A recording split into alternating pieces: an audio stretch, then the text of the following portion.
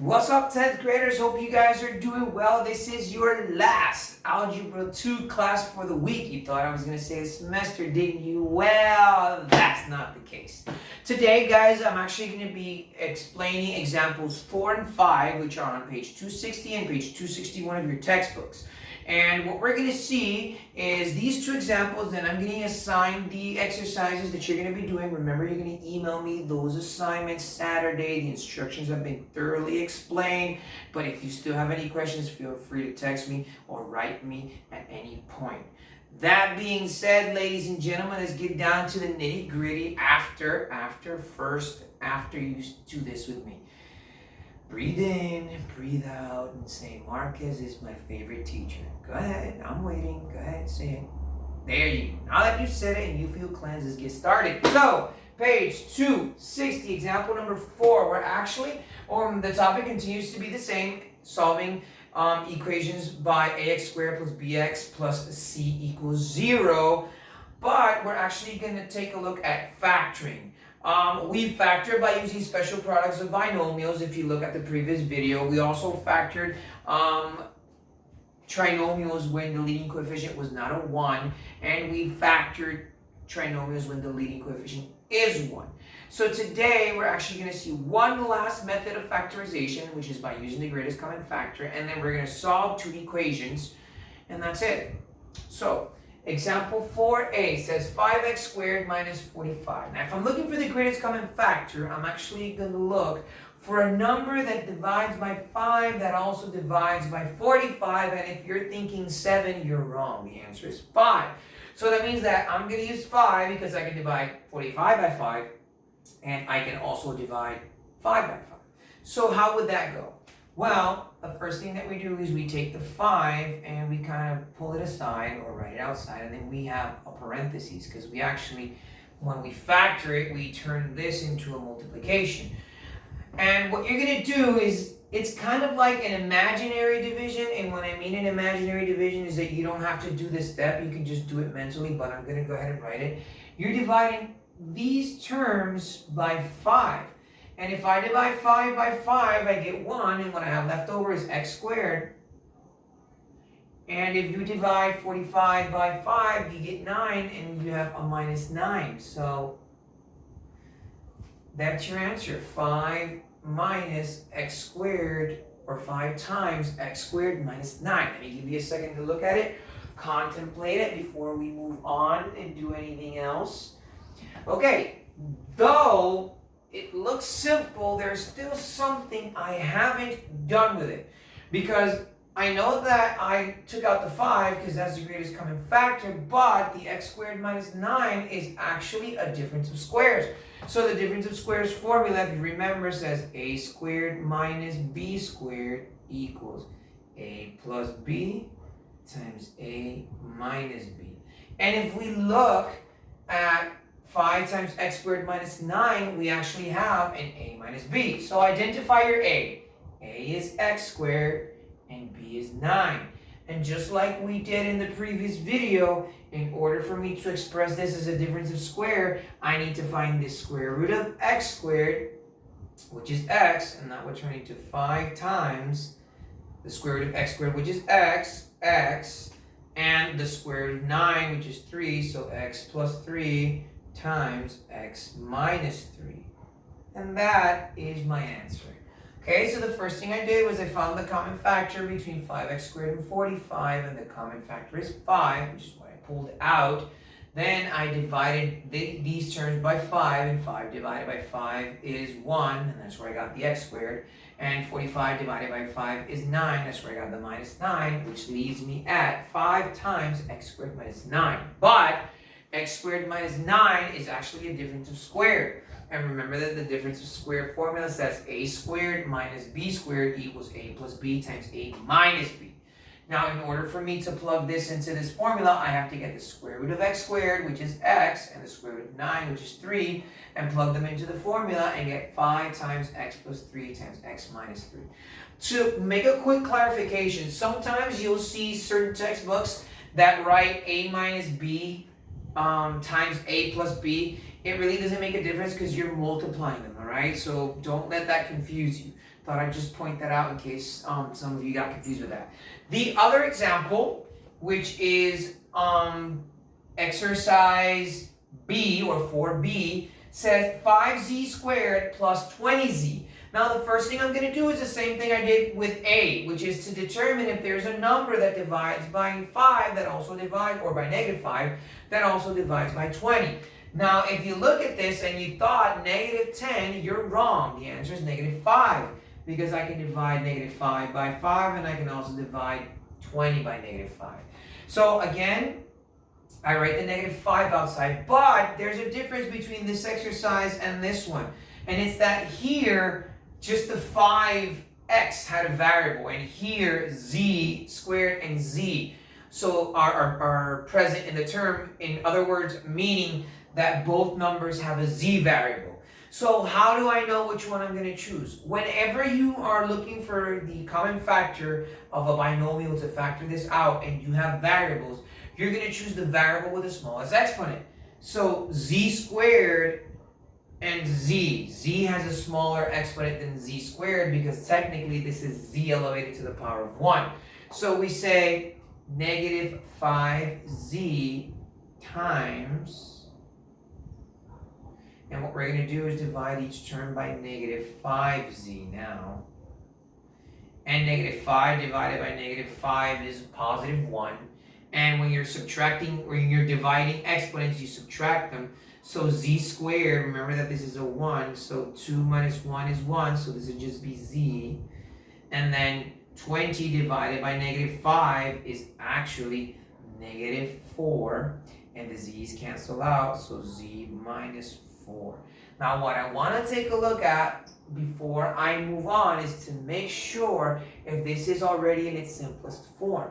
Because in A, even though I had this separated into parentheses, it was not in its simplest form, and that's why I used the difference of squares to factor. Now, in some cases, you don't necessarily have a factored out or a term that needs any more factors. So I'm going to let you look at that real quick while I do something here, and then we can determine if that is completely factored or not.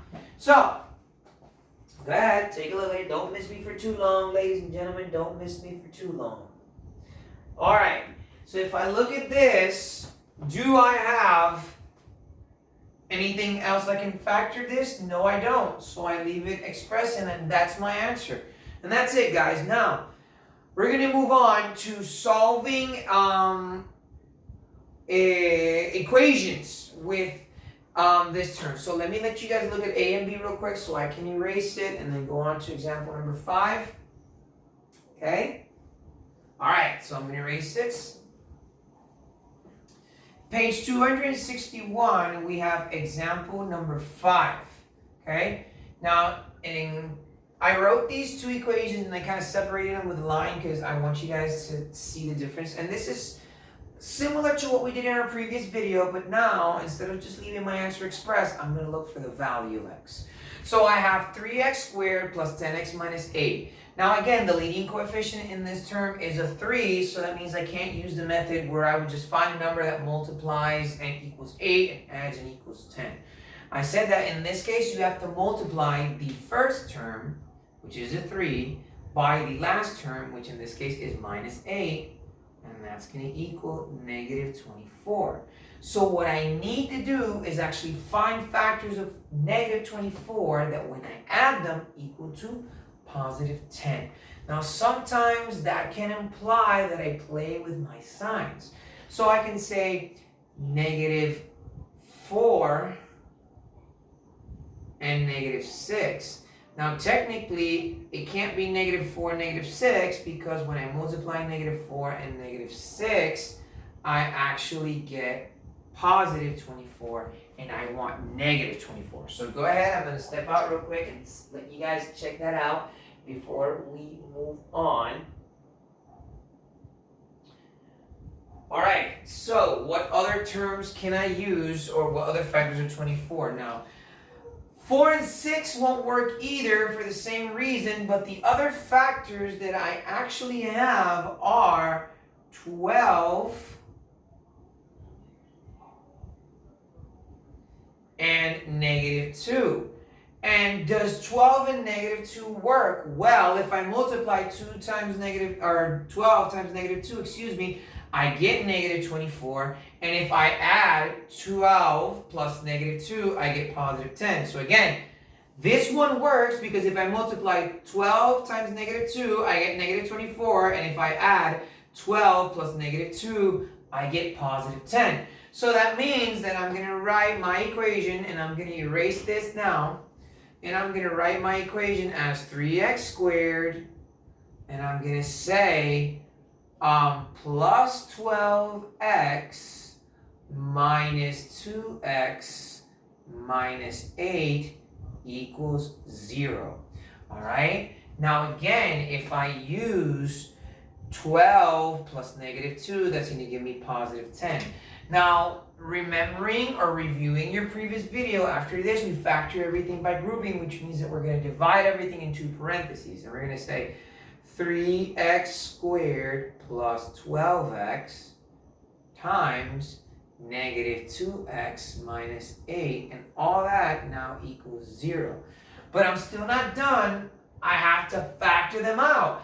So it's like what I did in the previous example. I'm going to look at 3 and I'm going to look at 12. And I'm going to find a number that divides by 3 that also divides by 12. And if you're thinking 3, you got it right, 3. So I know that 3 is a common factor, but 3 is not the only common factor, guys. I have an x. So I'm not going to use x squared. I'm going to use x because it's the variable with the smallest exponent. So I use 3x, which means that I have a parentheses and I divide all this by 3x. 3 divided by 3 is 1, so I really don't need to do anything with that. And remember that this is an exponent of 1, so whenever I'm dividing exponents, I subtract them. And 2 minus 1 is 1, so that would be x.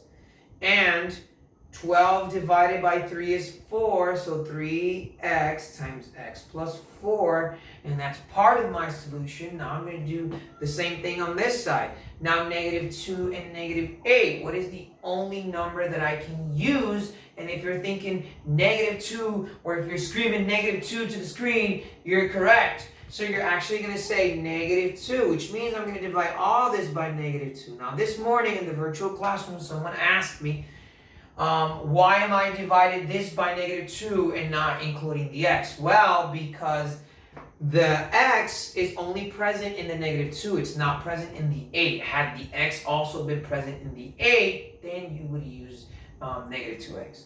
So we write a parentheses as well, and negative 2 divided by negative 2 is positive 1, so that leaves you with x.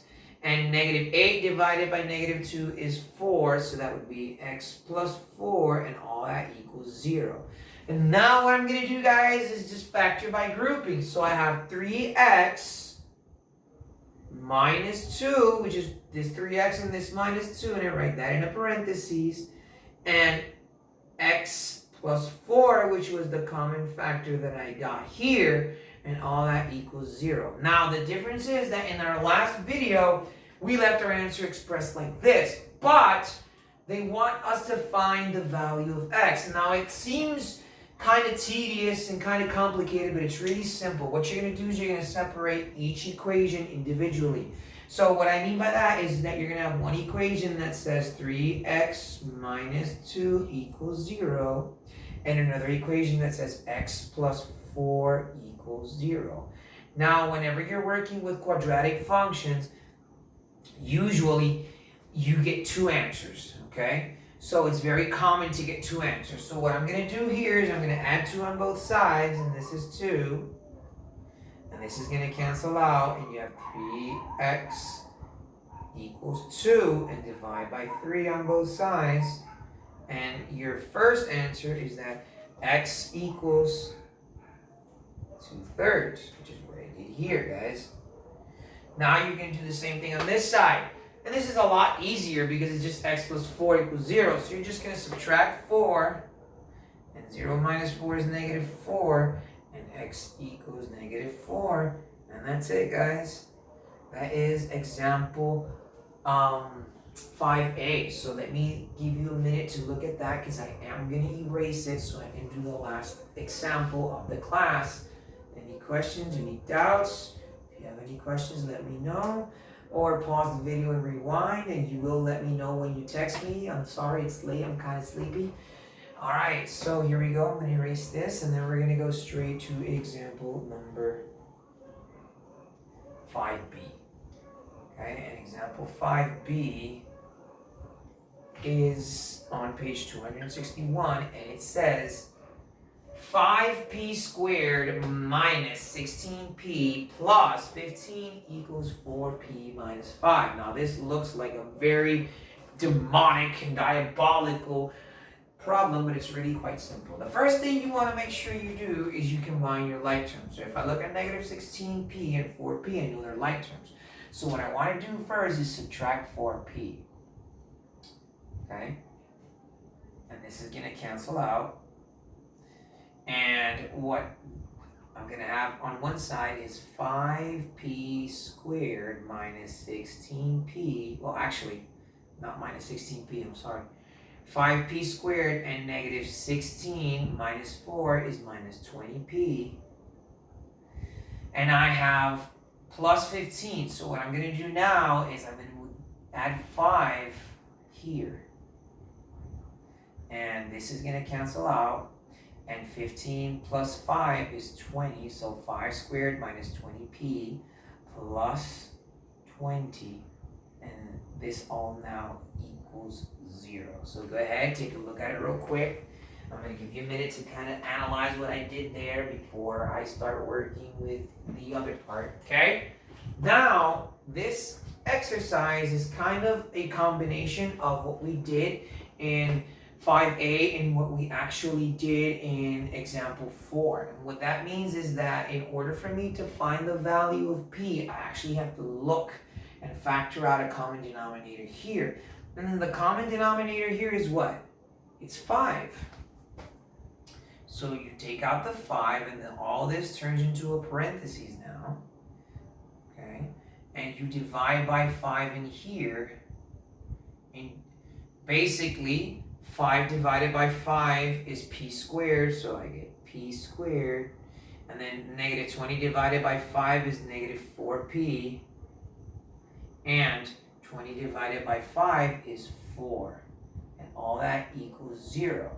Now I can't quite solve my equation yet because there is a problem, and it's this 5 that I have here. So how do I get rid of that 5? Very simple. Since 5 is being multiplied by p squared minus 4p plus 4 equals 0, I'm just going to divide by 5. So I can cancel the 5 out.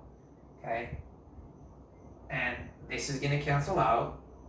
And this is now going to be p squared minus 4p plus 4. And 0 divided by 5 is 0 and equals 0. And now I can simplify my, or solve my equation for p in this case.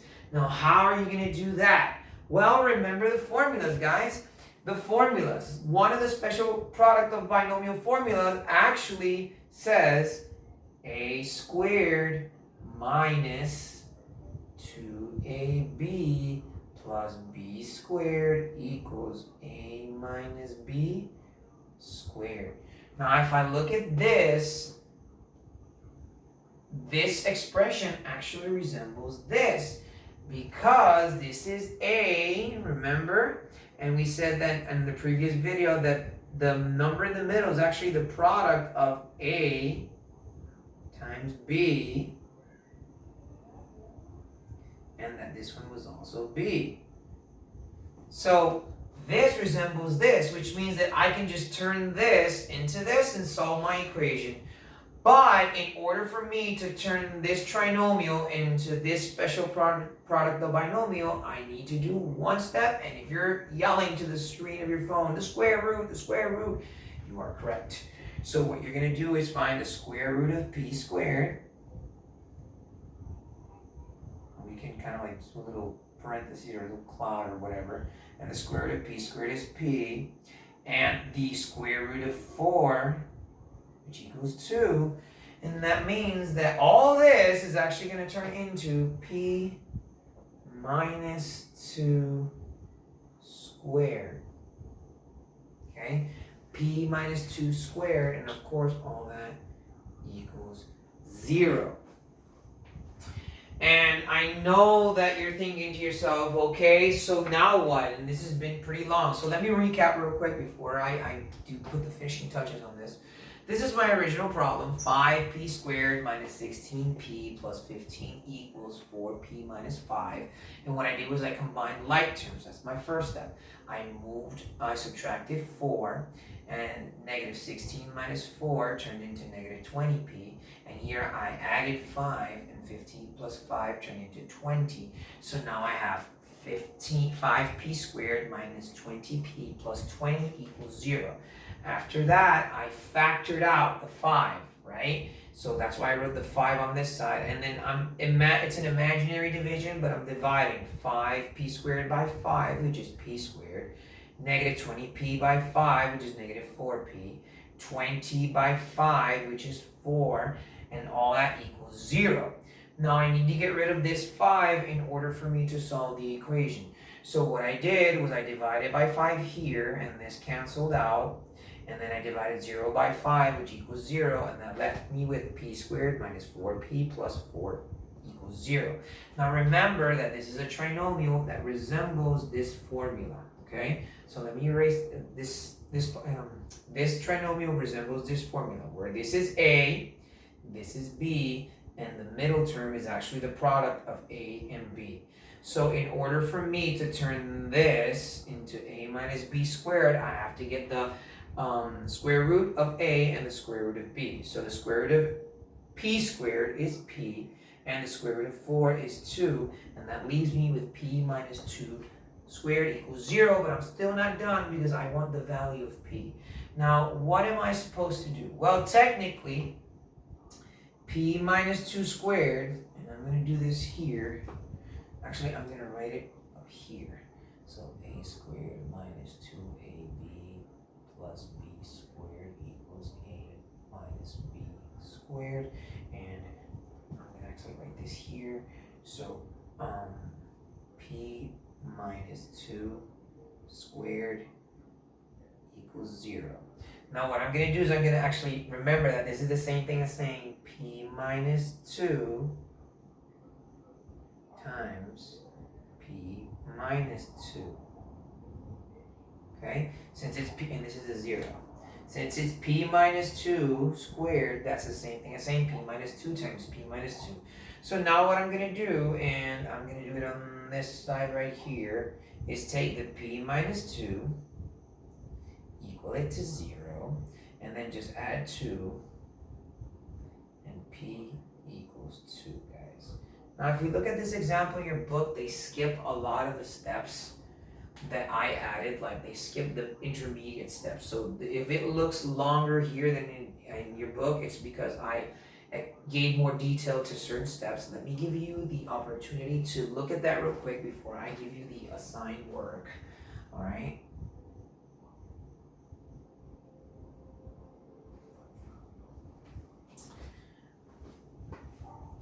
Let me give you a couple of seconds so you guys can take a look at the work that you're going to be doing very quick.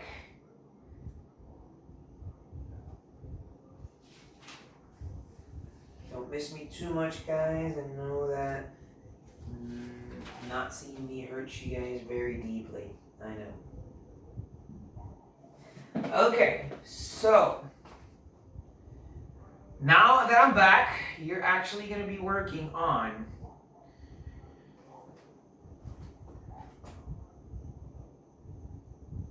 these exercises, guys. So these are the exercises that you're going to be working on. You're going to go to the guided practice on page 260, and you're going to work on problems 13 through 14, and then you're going to go to the guided practice on page 262 and work on problems 19 and 20. Okay? So that's it, guys. That is the end of your last Algebra 2 class for this week. Remember, you're going to email me these assignments on Saturday along with your biology work. If you have any questions, if you have any doubts, if something is bothering you, feel free to text me, and I am more than willing and able to work anything out with you guys. So have an awesome day. Stay safe, and hopefully we'll see each other very, very, very soon. Bye, guys.